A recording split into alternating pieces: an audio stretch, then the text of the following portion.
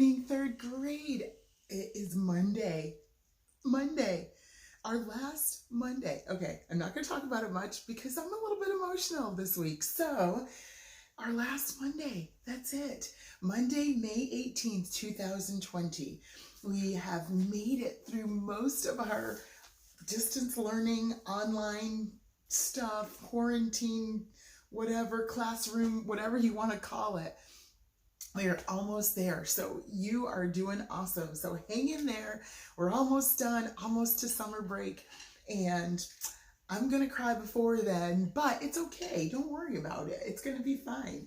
All right. So we're going to do our Bible and we're going to turn to page 257 and we're going to sing our song, What a Friend We Have in Jesus. All three verses together. Ready? What a friend we have in Jesus, all our sins and griefs to bear. What a privilege to carry everything to God in prayer. Oh, what peace we often forfeit. Oh, what needless pain we bear. All because we do not carry everything to God in prayer. Have we trials and temptations? Is there trouble anywhere? We should never be discouraged. Take it to the Lord in prayer. Can we find a friend so faithful who will all our sorrows share? Jesus knows our every weakness. Take it to the Lord in prayer. Are we weak and heavy laden, cumbered with a load of care? Precious Savior, still our refuge, take it to the Lord in prayer. Do thy friends despise, forsake thee? Take it to the Lord in prayer. In his arms he'll take and shield thee. Thou wilt find a solace there. Good. And we weren't having an earthquake. Don't worry. It was just Lady, of course, getting up on her place. And my camera, I guess, was a little bit in the way. So, excuse me for 1 second.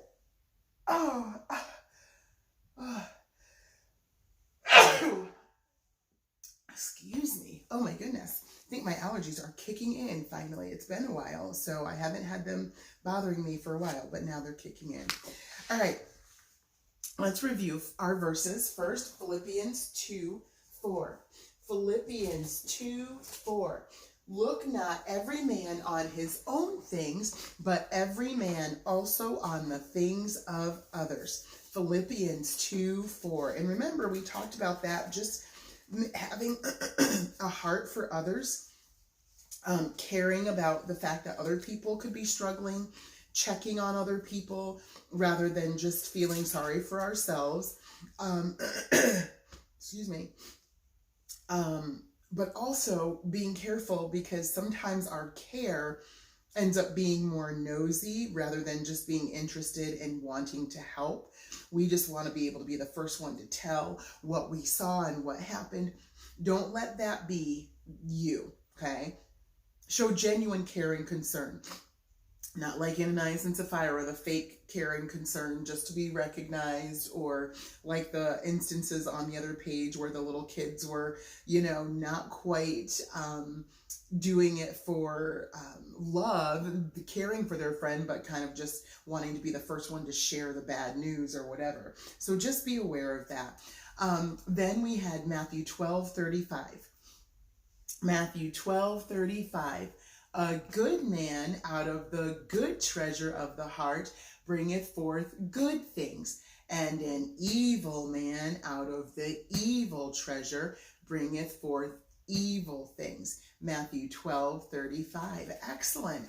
And then it was, I can't remember. What was the one right before that? John 15:13 and 14. I knew it was 2. John 15:13 and 14.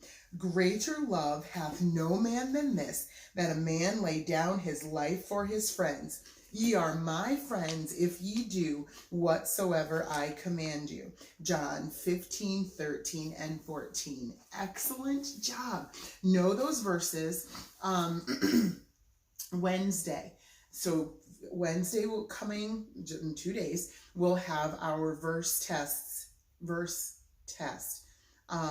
Unless I told you before. If I did, comment and tell me that I told you it was going to be tomorrow or today. I try to remember what I say, but I'm not quite sure.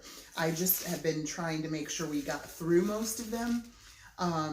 But today we're learning a new verse, but I'm not going to include that in the verse test knowledge that you'll need. So Wednesday we'll have that, unless I told you it was going to be tomorrow. Then we will have it tomorrow, because I know you know them. I'm not really worried about that part.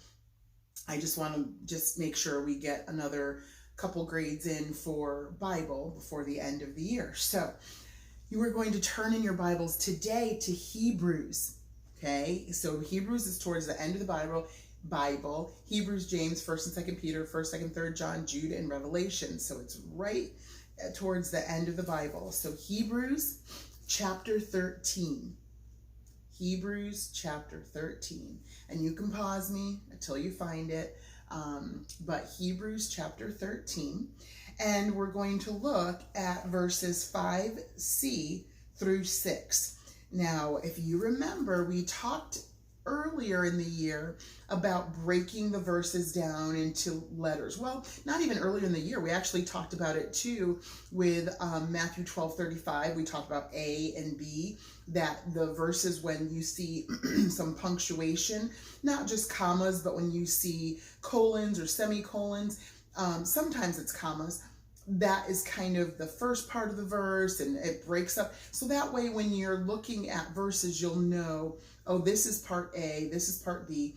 We had with our Matthew 12:35a, it was all the good part, good man out of the good church of heart, bringing forth good things. And then Matthew 12:35b, if we wanted to have a B part to it, an evil man out of the evil church bringing forth evil things. That's what we're talking about. So when we look at Hebrews 13:5c, well, Hebrews 13:5 says, let your conversation be without covetousness, without wanting and desiring other things from other people.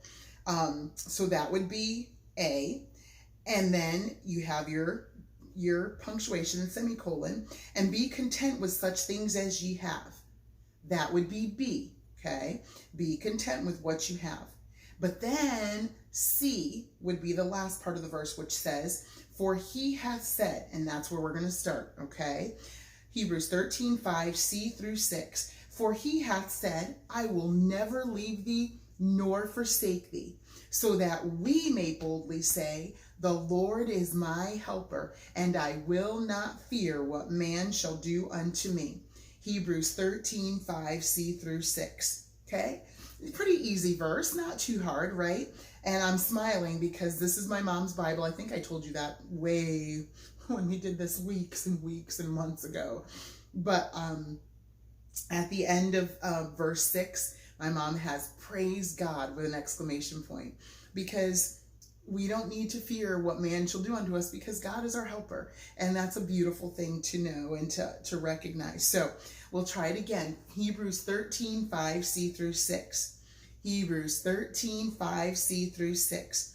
For he hath said, I will never leave thee nor forsake thee, so that we may boldly say, the Lord is my helper, and I will not fear what man shall do unto me. Hebrews 13:5, C through 6. Very good.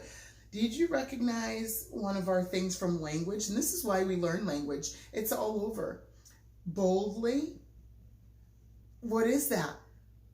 An adverb. Very good. Some of you got that. It's an adverb describing what, though? Say how. How do we say things? How are we going to say it? We're going to say it boldly. The Lord is my helper. And what a beautiful thing to think that we can boldly say that, because he promises to always be with us. Okay. So let's try it one more time. I know I'm like taking all your time, but I love these verses. Let's try it again. Hebrews 13:5, C through 6. For he hath said, I will never leave thee nor forsake thee, so that we may boldly say, the Lord is my helper, and I will not fear what man shall do unto me. Hebrews 13:5c through 6. How good is that? All right, well, I'm going to quickly get to our story. Thankfully, it's not too long, so I won't overtake this video for too long. Just sit and listen. So you can close your Bible books and Bibles and just listen as we talk about the Lord stood by Paul. When Paul went before the council members in Jerusalem to answer their questions, he realized that some of the men were Sadducees and some were Pharisees. So remember, we left off with Paul just, being like hunted down. People were like, let's get him.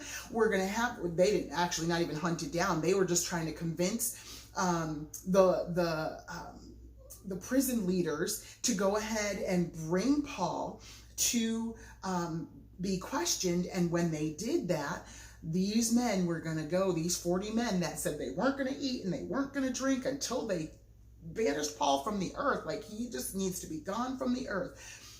They had that plan all set in place, but fortunately Paul's nephew, found out about the plan and warned his uncle and told the guards. So the guards got, the prison keepers got Paul together in the middle of the soldiers. 470 soldiers marched him through the street between, by all the people, and took him to a place to be questioned. So now he's standing before council members in Jerusalem to answer their questions. He realized that some of the men were Pharisees and some were Sadducees. Paul knew that the Sadducees didn't believe in angels, they didn't believe in spirits, and they didn't believe in any resurrection. They didn't believe that there was such a thing. But the Pharisees did accept the reality of all three. So the Sadducees, no resurrection, no angels or spirits, anything like that, okay? One of the things that I learned in school when I was younger was the Sadducees didn't believe that there would be a resurrection someday. That's why they were sad, you see. Sadducees, sad, you see. Sad, you see, right? Okay. So that helped me to kind of understand, oh, they didn't believe in certain things, and that's why they were sad, you see. The Pharisees did believe in all three of those. Therefore, Paul testified that he was a Pharisee and that his father had been a Pharisee. Paul believed in the resurrection of the dead, that the spirit of a person would live forever on the new earth or in the lake of fire. There's only one of two places that your spirit can be. Paul's statement of what he believed made the Pharisees glad. Yep, see, he's a Pharisee just like us. Yep, that's a good man, that Paul. Yes, we agree. But it made the Sadducees hate Paul even more. An argument broke out between the Pharisees and the Sadducees. Well, he's on our side, and well, that's wrong, and we think he's terrible. You guys are all messed up. And now there's an argument going on.